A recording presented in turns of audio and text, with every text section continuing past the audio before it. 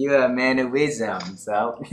Well, I'm not even sure what that means. I was trying to think, boy, I hope he doesn't ask me to define wisdom because I don't think I could. Well, I'm gonna ask you to define wisdom in your own definition.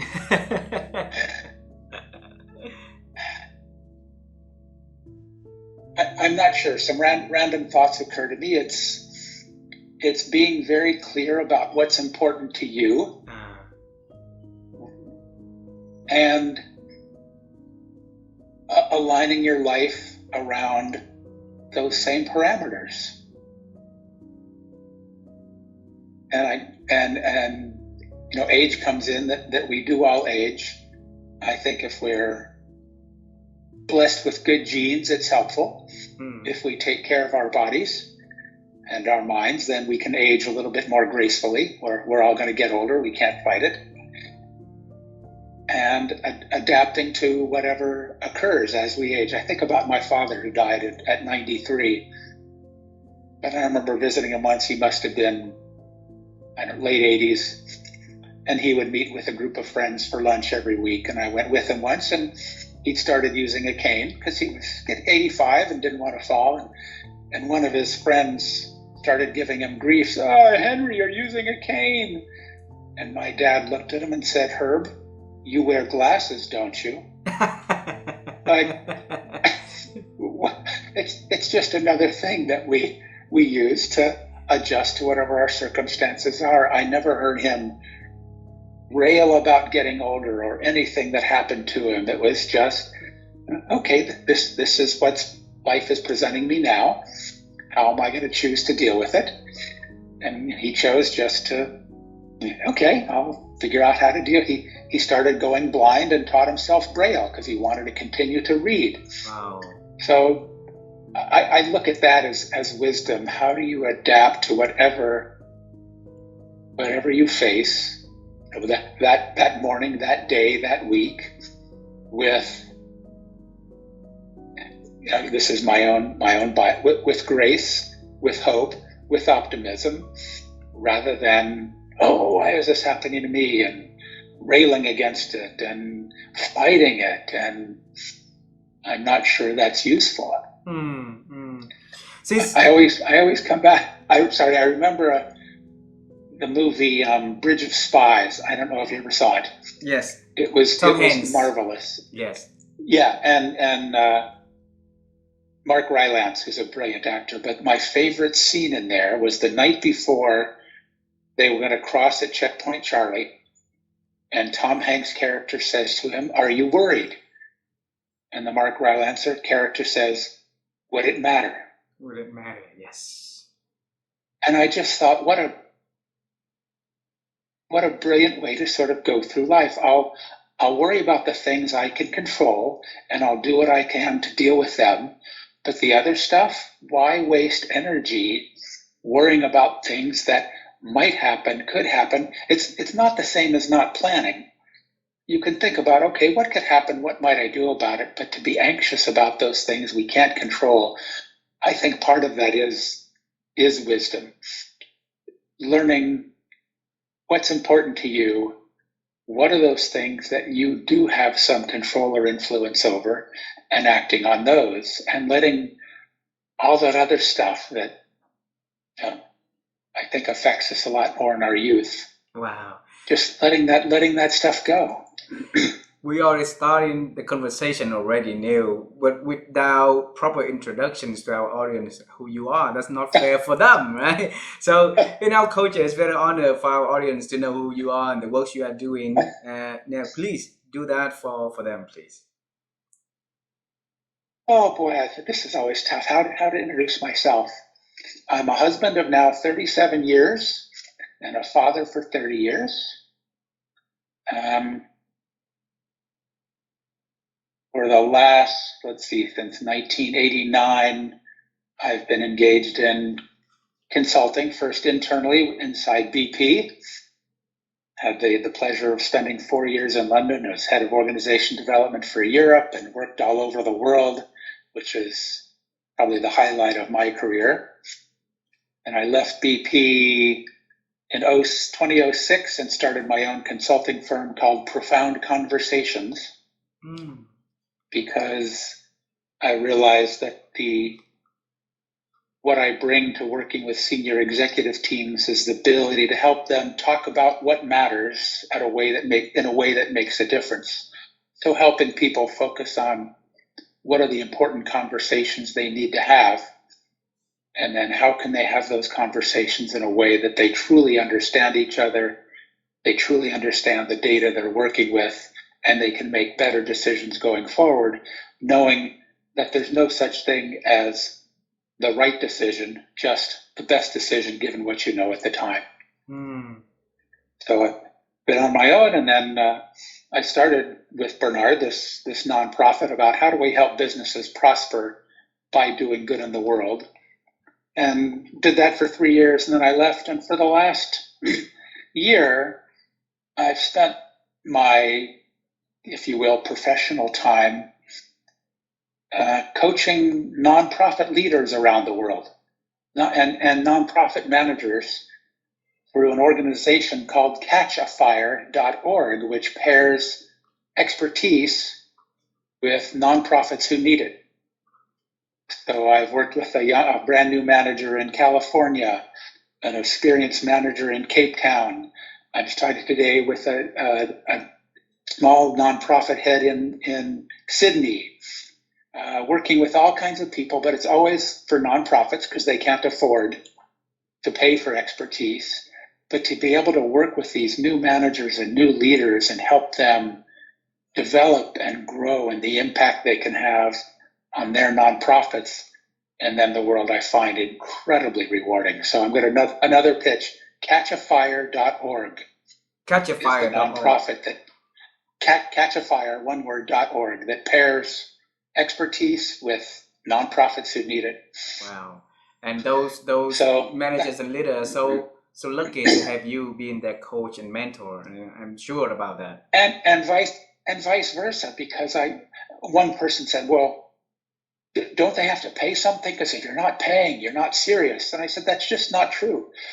These people are desperate to learn and grow, and they're so passionate about their cause. To be able to be in a position to help them grow and have a greater impact, I mean, to me, it really is my purpose these days. And it brings me incredible joy. So to me, that's part, again, getting back to that is part of wisdom. Where's your passion? How do you match that with your strengths and your experience? And how can you find a way to well, in my case, I'm lucky to give it away for free. Beautiful. If not, I'd find a way to do it for money. But right now, I am so blessed to be in a place where I can do this work for people who can't afford it and have an impact on the world that way. Beautiful, beautiful. And see, along the way, the works that you've been doing is all surrounding with wisdom. Profound conversation is to help the people to figure out how to communicate better. So communication is a basic for human to connect with humans, right?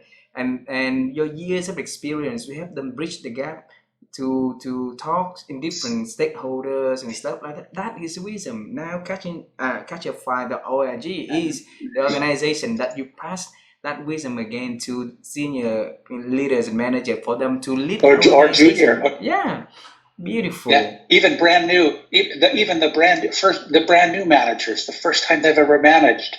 And I realized how fortunate I was working for a global oil company. The training I got, the development I got, to be able to give that back to people who have no access to that kind of the tools, the methods, the approaches, and just to be able to share that. Beautiful. Is beautiful.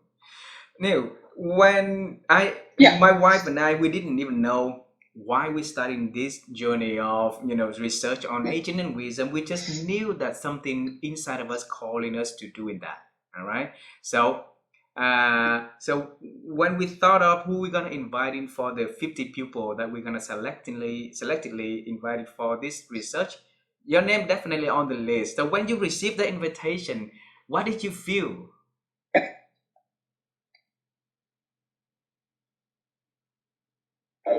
I'm going to come back to that question, but your thought triggered me that you didn't know why you wanted to do this, but you just said yes. To me, that's part of wisdom. That the ability to say yes without knowing what's going to happen or knowing why, trusting that intuition, something's causing me to say yes to this, and to know that it might not be where you're supposed to go, whatever that means, but the willingness to, okay, I'm going to go do this for a while and see it. Is this right? That say yes, trust your intuition to say yes. So that's exactly when I got your LinkedIn message. I will almost always say yes to these conversations. Wow. Because we spent what, an hour on the phone 2 years ago. Yeah. And I remember enjoying the conversation. You were interested in this whole approach of appreciative inquiry and strengths. So I will always say yes to a conversation, because you never know where they're going to lead. Beautiful. So a lot of people living their lives keep saying no to opportunities, say no to something that new, to say no to something that don't know, and they don't know what they missed along the way. So how can you advise them to open the reservoir of saying yes, to explore the world and try newness?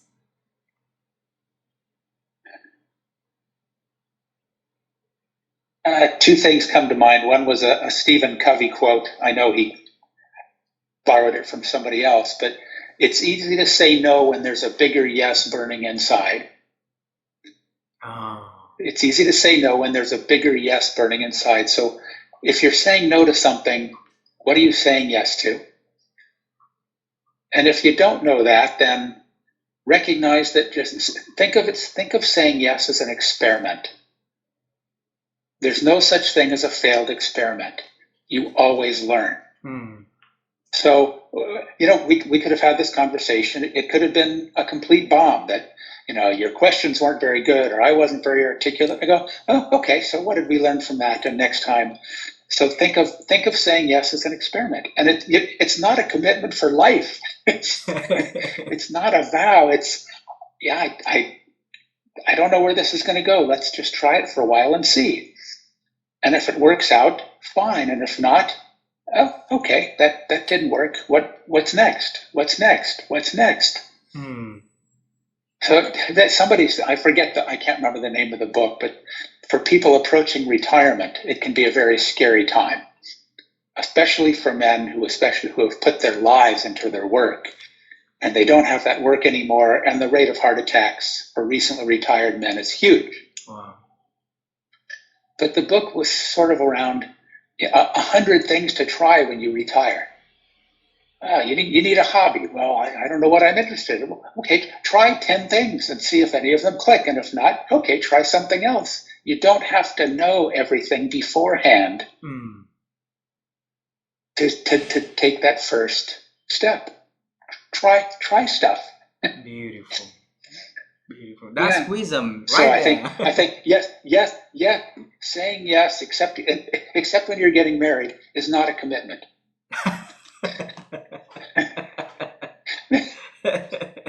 Neil, earlier you mentioned about the movie The Bridge of Spies, right? And the character, and they say the very beautiful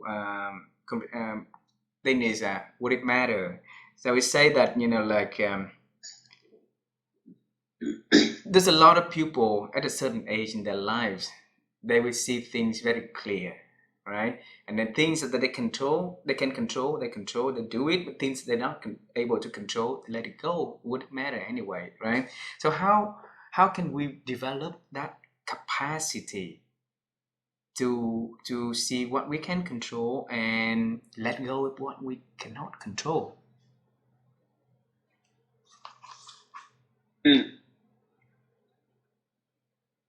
I don't know, but what's coming to mind is the power of reflection.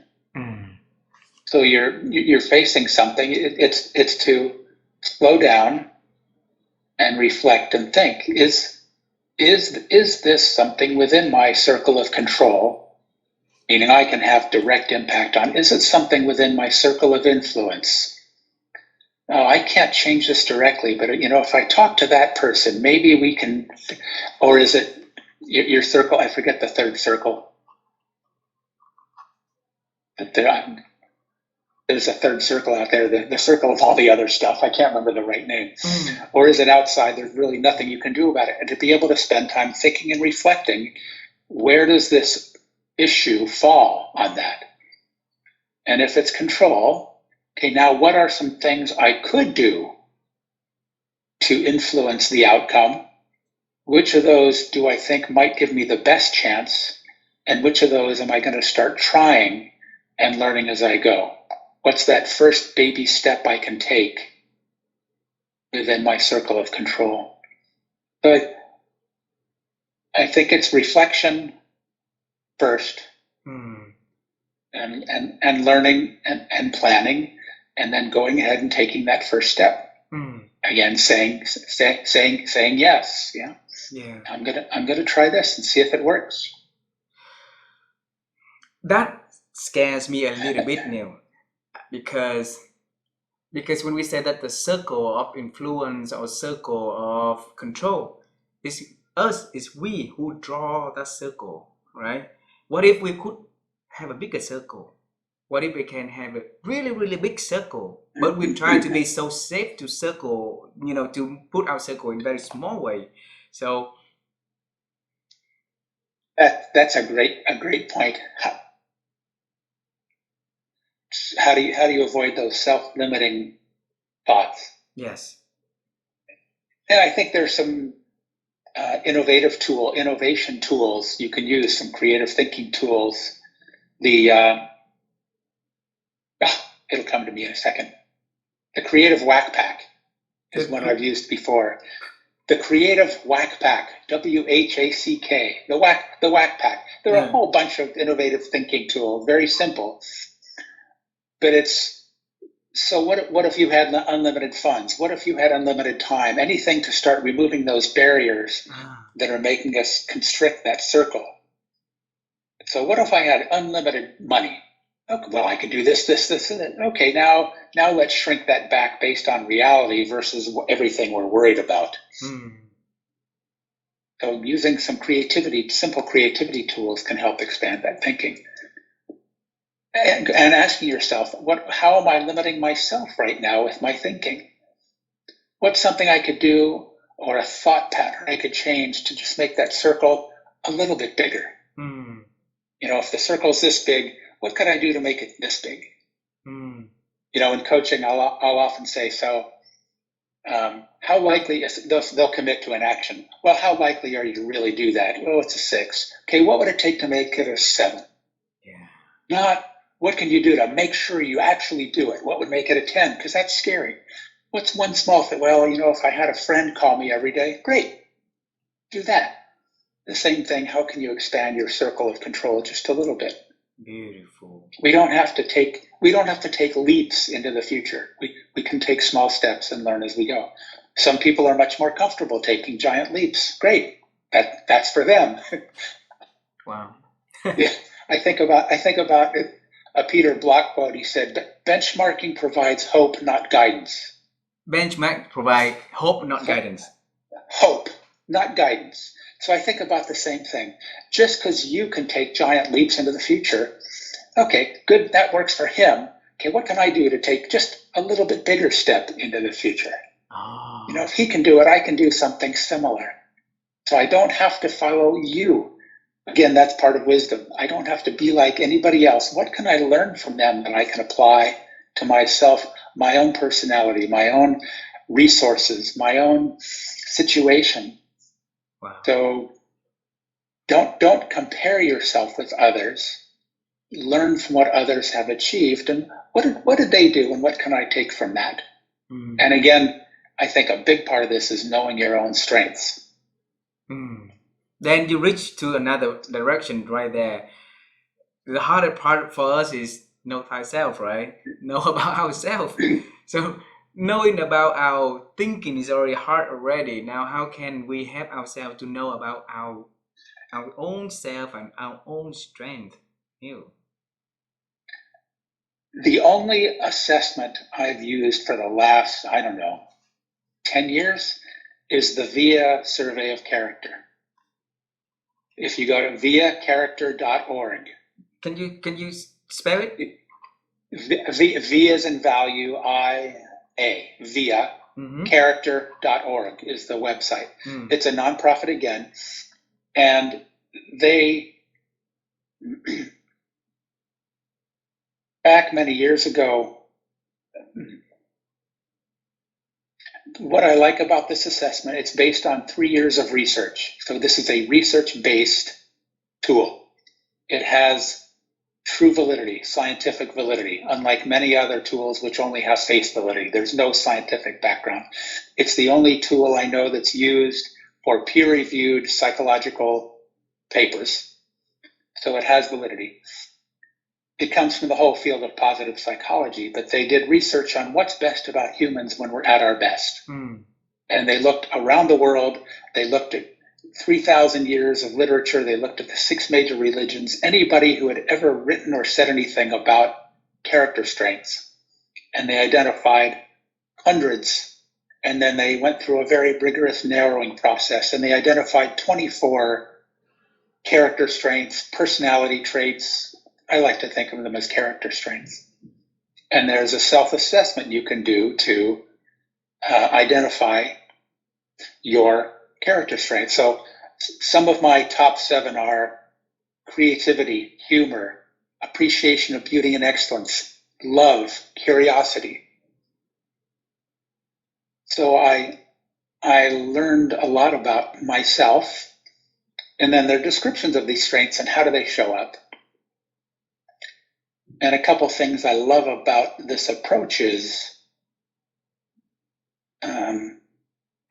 my number 24 strength is perseverance. It is still a strength, but it is not like it. I will not use it all the time.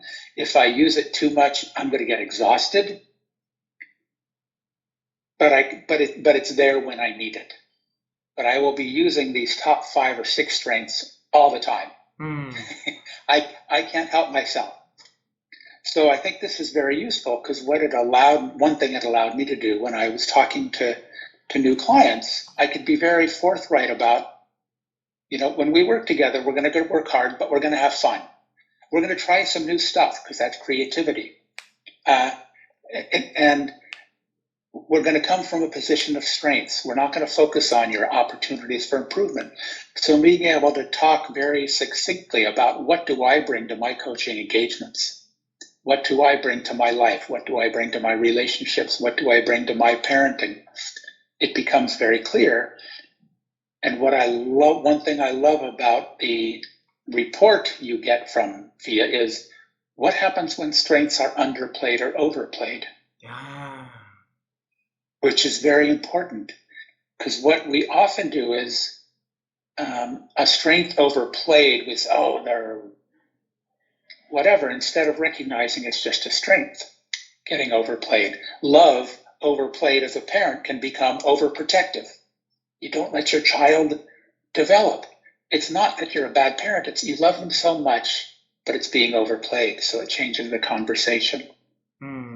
So I think that's a very useful tool to understand yourself better and know what are the kinds of things that are going to let you use your strengths more of the time.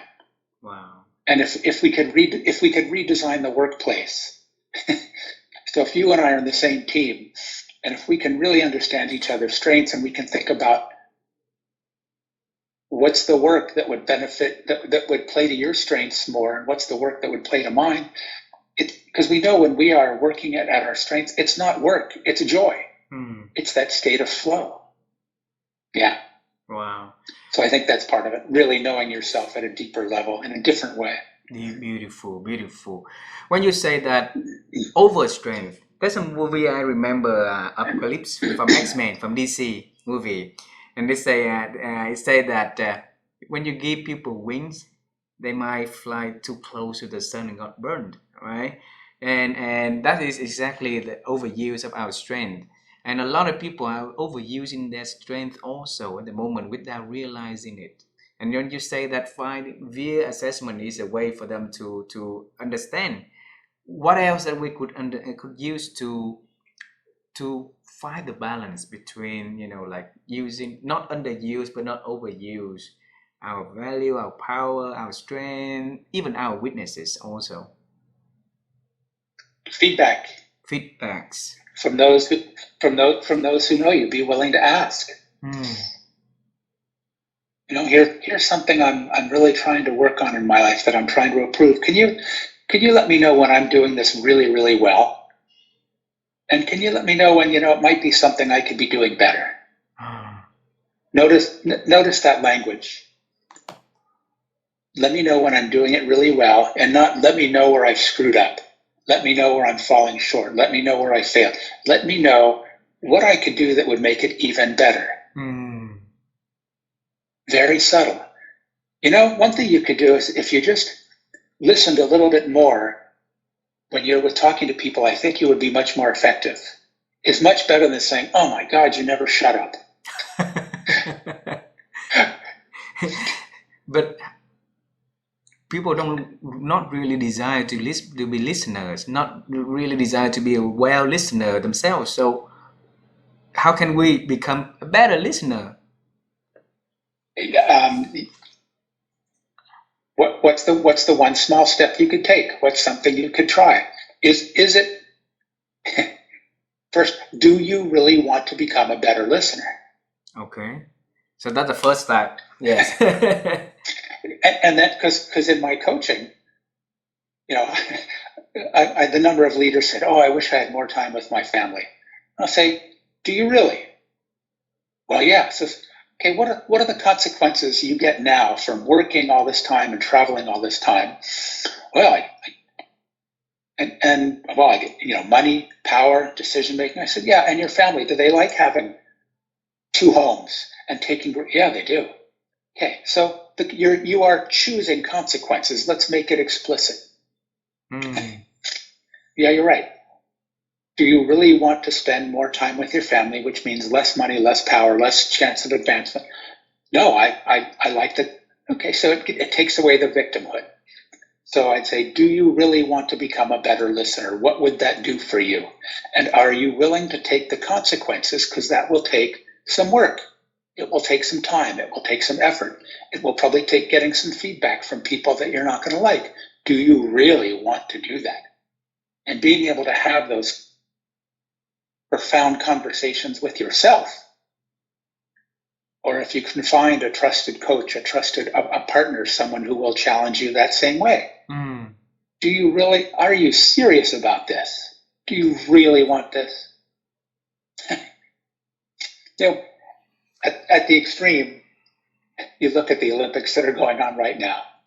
Those people are choosing their consequences in terms of the life they've led, the hours they spend practicing. They know what they've given up, and they've made a very conscious, explicit choice. You don't become on the podium, "Oh, I think I might try X." So at a much lower level, do you really want to become a better listener? Beautiful. Here's the thing, everything happens when we make a decision, always have some consequences along the way. So a part of wisdom is make them explicit. Yeah. What are the consequences I'm choosing? What if they don't see the consequence?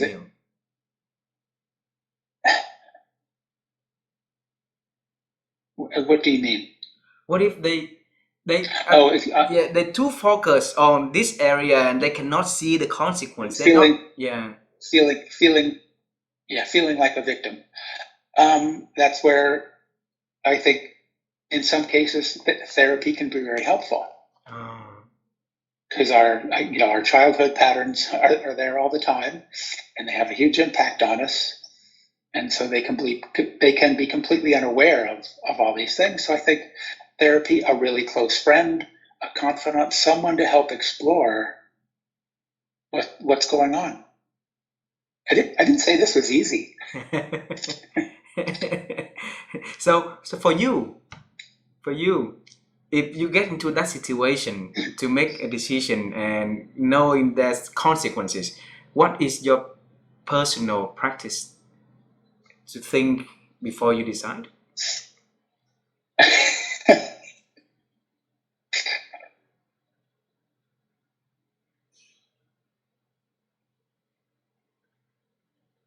That's my initial answer is no, because of again, the kind of person I am. I tend to act first and then see what happens. I am not a planner. I never have. My wife is an amazing planner. It's something I love and admire about her. I am not. It's, well, let's just do something, and then I'll sort of process what's happened after, and then, oh, that didn't work. Let's try something else. I was about to say I could probably benefit from more thinking and planning, but I know I never will. So I'm interested to know how your word and your wife were matching together. We work very well together, and we drive each other crazy. Because I think I help her not worry so much what's going to happen, and she helps me worry a little bit more about what's going to happen. To plan for her birthday, I planned an entire day getting people together, going out and buying all this stuff. So I can do it when I need to. I find that stuff exhausting. She loves doing that stuff, but so together we make a good combination. I help her relax a little bit and worry less about things, and she helps me worry more about things, I think is the best way to describe it. And at times we both overuse our strengths, and it gets us into trouble. Wow. So plan, and then something happens, and we'll see what happens, and then something happens. So I'll tell Vivian about this because I'm exactly like you. I let go with the flow and see how the experience you're gonna get. Where she planned everything into the very detail of it. So sometimes, like we got into a bit arguments about something that it really, not matter anymore. But hopefully by time then we're gonna accumulate enough wisdom to not get into that small little problem anymore. To let the little things go. Yes. Yep. Yeah, recognizing that they're almost everything is a little thing. Yeah. Neil, along the way of us growing, there's how can we develop the system that can help us to not derailing from getting things affecting our aging with wisdom though? What should we watch along the way? I'm not sure I understand your question. Try another way. Let me try another way. There's something that we have a to-do list. So if I do this, then I can have a chance to be wiser with time. But if I'm not doing these things, they also have a higher chance of not getting more stupid by time. So what would be those not to do if I want to become a wiser person through time?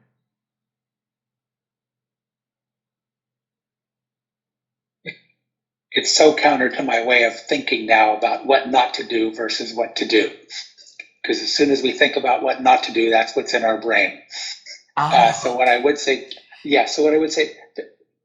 pay attention to yourself, to others.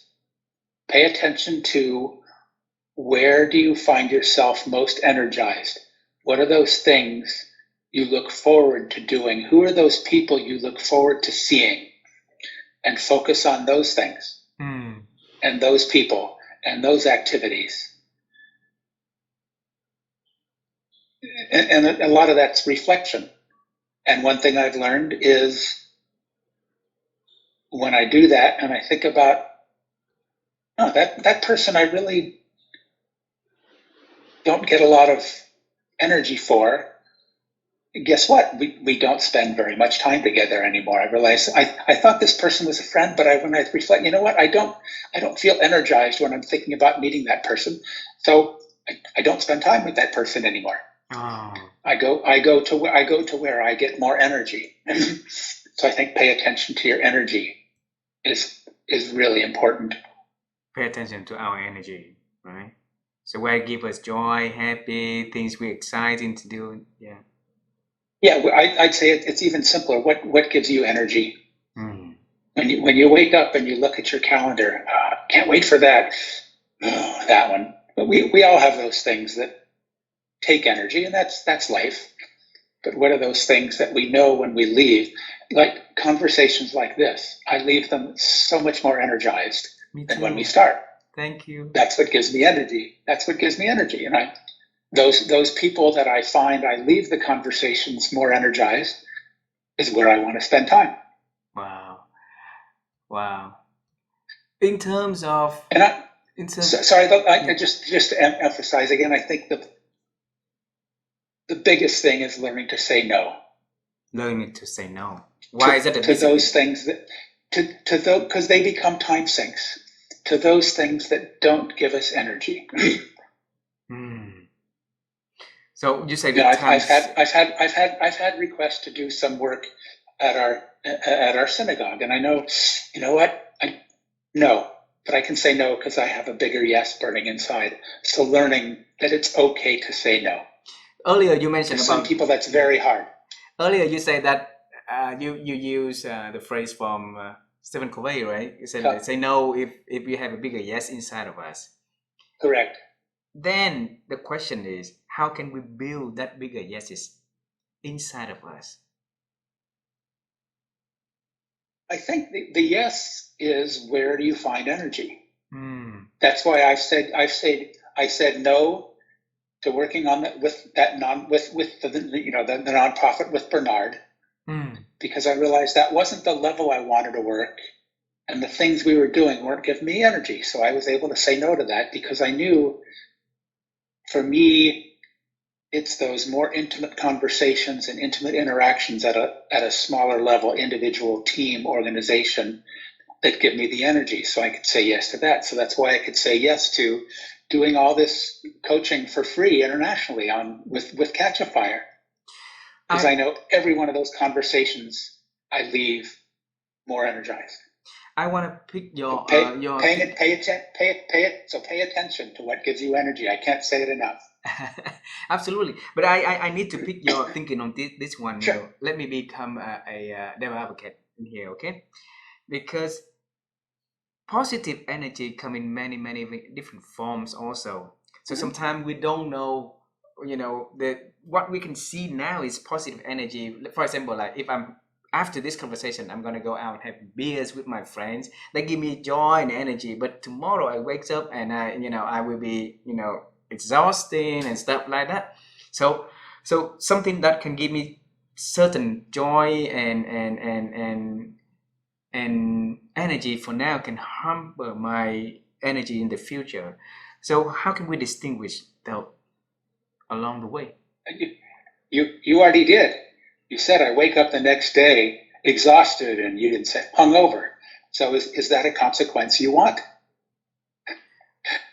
There's a lot of people realize it also, but keep on going to that will again and again and again, not just 1 week, but 1 year, 10 years of their lives. So the moment that they can stop, that wrong investment on the energy, that they thought a positive energy, the better for them to be aging with and become a wiser person themselves. How can we help them to realize that? I'm not sure I have an answer for that. I'm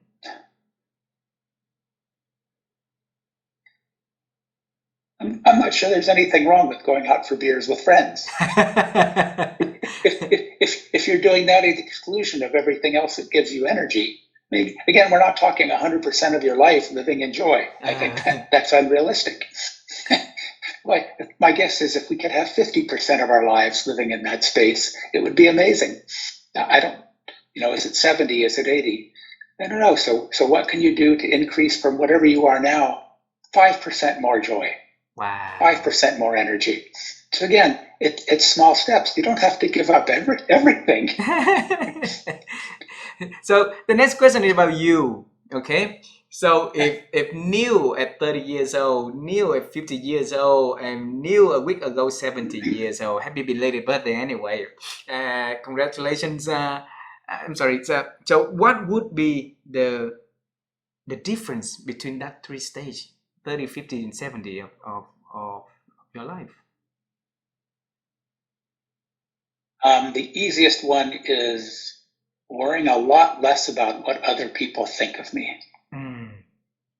In my 20s and 30s, that was a big, so I was always worried. How am I doing? How am I looking? What do people think? And now I won't say I don't care at all. I do, but it's a lot less important.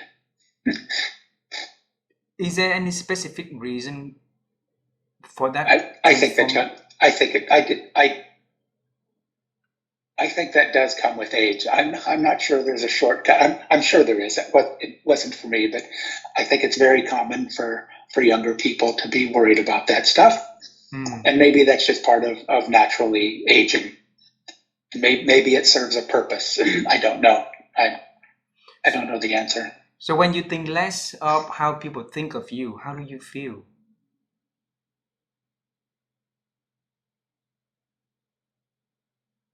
Or would it matter? I'm so much less anxious or worried or wasting energy. Oh, how did that sound? Did that come out all right? I wonder if they think I'm stupid. It's just an energy suck. It just drains you. So do you think that at younger age, we can adopt that capacity of think less of what people think of us? I hope so. Okay. I hope so. And yeah. So if I don't have hints about how to make that happen. So if you can pick just one advice from now, you say, okay, you are 42 years old, 43 years old. Here's the advice from Neil for you to think less of what people think of you. For example, like what would be the advice you give me, my friend?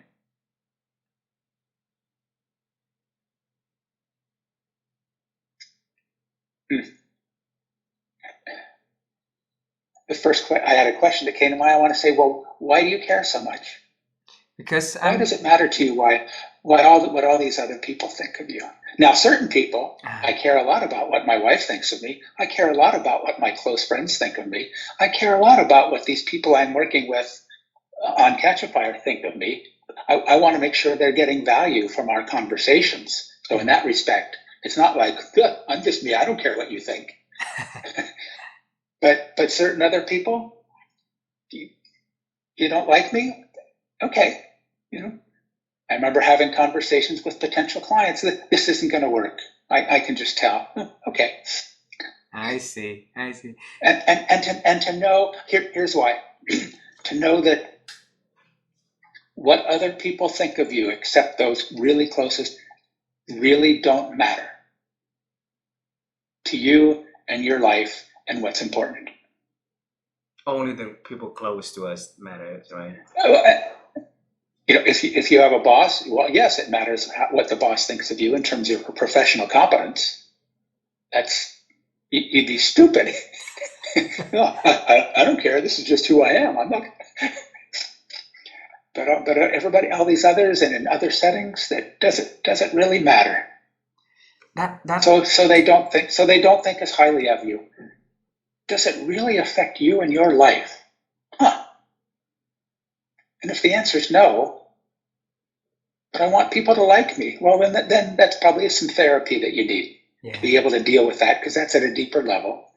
That's concerned me a lot, Neil, in the past couple of years, when there's a whole notion of be yourself and, corporate keep promote people to truly, be themselves. I believe that is good, but if too much of promotion, the people will forget about the boundaries, forget about, how the operation is supposed to be, how the hierarchy is gonna be, and they just, I don't care about my boss, I just be myself and stuff like that's not gonna work. So I agree. It doesn't, because we're humans. We live in a world of connections and conversations. Mm. And so, yeah, yeah, you can be yourself all you want, but guess what? People aren't going to want to spend time with you. So if you're a complete jerk, great, be yourself, be lonely. you, you, you cannot be yourself, because we are defined by our relationships. Yeah. We are not singular human beings. Yeah. We are defined by our relationships. That's what creates who we are in this world, I think. Beautiful. I agree with you too. I have a few more questions for our conversation today, Sure. Neil. So the first one is we talked about the not to do already. Okay. So now we talk about the to do thing. So what do you think that we need to do every day to help us to expand our capacity to be wiser?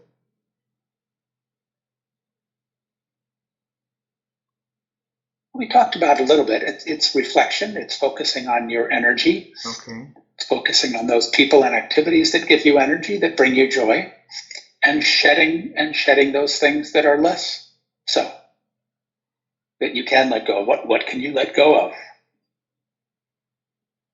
So yeah. I'd say physical health is very important. It's hard to age well when you haven't taken care of yourself and things are happening to you, because it takes a lot of energy to heal. So the more proactive you can be in taking care of yourself, not to the extreme. I do exercise. I eat reasonably well, but I like pizza. I like ice cream. I don't deprive myself, but I don't want to live to be 120. But my mom died last year at 101, so I think I'm going to live a long time, but I want to make sure I'm able to enjoy those years. Hmm. So take care of yourself mentally, physically, emotionally, and to me, it still comes back to energy, because our physical health has so much to do with how much energy we have and can share. I like the phrase the part you just said, that being able to enjoy our life, right? So for you, what did you do to make yourself enjoying your life, Neil?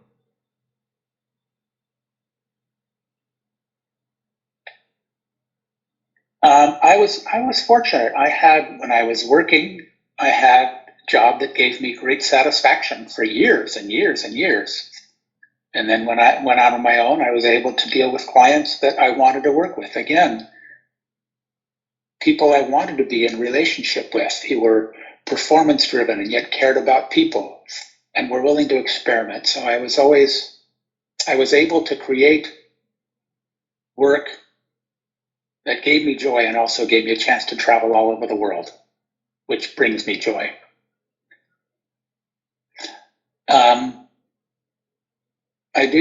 I like to exercise. I like to cycle. I like to hike. I like to swim. So I do things and being outdoors is critical to me, and I know that. So I spend a lot of time outside. Mm. So it's funny, it keeps coming back to everything I've said to you, I know gives me energy. Energy. If I'm inside too much, it's draining. It doesn't take much, just a quick walk outside, and I feel better. So I know other people that's not true. Outdoors isn't as significant. For me, it is. That's why I asked about you. Yeah, I know. And as I'm talking, I realize what do all those things have in common? They all give me energy. Wow. And I hope that our listeners who listen to this conversation will be able to find a list of things that give them the energy that they want, and doing it more, do it often, doing it when they like it, to give them a life of enjoyment. So that's important, right? Two last questions, okay? And the last time that we met, I didn't have a chance to ask you about a project that we would want to. We've been doing it for 4 years. Is to help people to improve their ability to think. because we believe that every good change will start by our ability to think. If we think well, then we can come up with better idea. Then we execute well, then it can lead into something better. All right. So put it in a positive energy, positive way. So how over the years, how have you been improved your ability to think?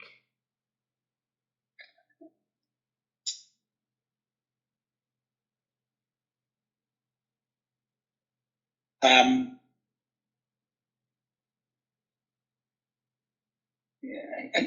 I think I'll come back to your question, but I take a little issue with not thinking is important, but it's not the only thing.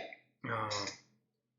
How can you improve people's ability to feel? How can you improve people's ability to connect with other people, which I think are equally important? Thinking is one way of being in the world.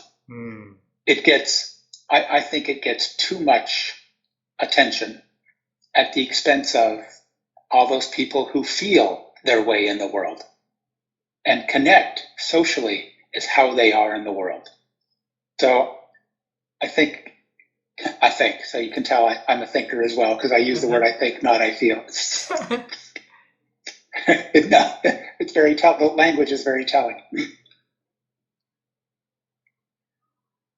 So how have I improved the way I think? I love to read and getting ideas from both, the professional books as well as fiction and nonfiction.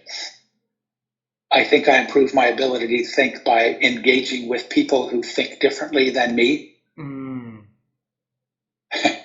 a member of a book club, and one member is the most analytical reader I have ever seen in my life.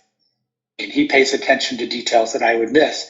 But because I know Erwin, I now read a little differently. It's changed a little bit how I think when I read.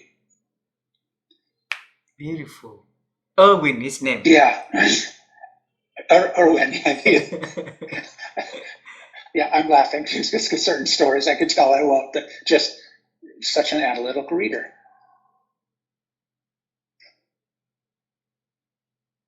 I think the ladder of inference is probably the best tool to help us think differently and recognize how quickly are you familiar with the ladder of inference? No. Okay. I'll send you a paper about it, but it explains that we are meaning-making beings as humans, and with very little information, we jump up to the top of our ladder and reach a conclusion. Oh. Very little data. It's a fantastic tool. Have your watchers look up ladder of inference. It's a tool Chris Argyris developed years and years ago. But trouble is we don't think very much. We leap to conclusions with very little data, and we forget that we don't have access to all the data. We don't have the same experience, so we process data differently based on my experiences. You and I can look at the same thing, and because we have such different experiences, we will reach different conclusions about what the data mean. And then we will reach different conclusions, and we will take different actions based on the exact same data. The story I always tell to illustrate this is, imagine, I do this with a big group of people, you're at a really fancy resort hotel. But you are the world's foremost expert on safety. So you've just spent 2 hours doing a safety audit for this hotel. Okay, and then I say, tell me about the hotel. Well, you have fire extinguishers, you have emergency exits blocked, you don't have the right exhaust fans in the kitchen. So that's what you as a safety expert paid attention to. And then I say, okay, imagine you are a young bride and her mother at this hotel deciding if you want to hold your wedding here. Walk around for 2 hours, tell me about this hotel. You will tell me, the lobby is beautiful, the flowers, the food was delicious, the ballroom was gorgeous, the ground. So 2 people walking around the exact same hotel, 2 completely different stories. So we do that all the time as humans. we forget that we only are paying attention to certain data because of our biases, our prejudices, our upbringing, our experiences, but we think that is the truth instead of our truth. So by learning that we think we're thinking, but we're not, we're leaping into conclusions. We don't have all the data. Everybody's experience is different. How can we learn? How can we, first of all, recognize we do this all the time in a split second? How can we learn to bring in these other perspectives, this other data, this other set of experiences, and expand our thinking that way? Because if you ask people, if you find yourself in a debate, stop and go, help me understand how you reach this conclusion. What data do you have? It will end the debate right away, because what often happens is, oh, I didn't know that. That's wisdom right there. It's the only way I know to change somebody's mind is you get down to the level of data and you say, oh, that's interesting. I didn't know that. Now let me share my data with you, because here's what the data I have and the experience. Oh, so to change your thinking, realize you're often not thinking at all. What is the tool name? The ladder, LADDER, the ladder of inference. INFER, inference. Inference, yeah, ladder of inference. But you're gonna send it's me one of the most powerful. Yeah. Send me. Make sure I have your email. I'm not sure I do. I sent you an email earlier today. Yeah. Yes, I do. Yeah. Send me that one. Thank you. Yes. The last question. Expand your thinking by. Go ahead. I will be very interested to look for that ladder of inference, and I'll let you know how I feel about that one, and I will share with my family first for them to gather the feedback, send it back to you. Okay. The last question about the future. Okay. Is there anything exciting you are working on, and you want to talk more about catchafire.org to tell us how we can connect with you and how we can learn from your experience and wisdom?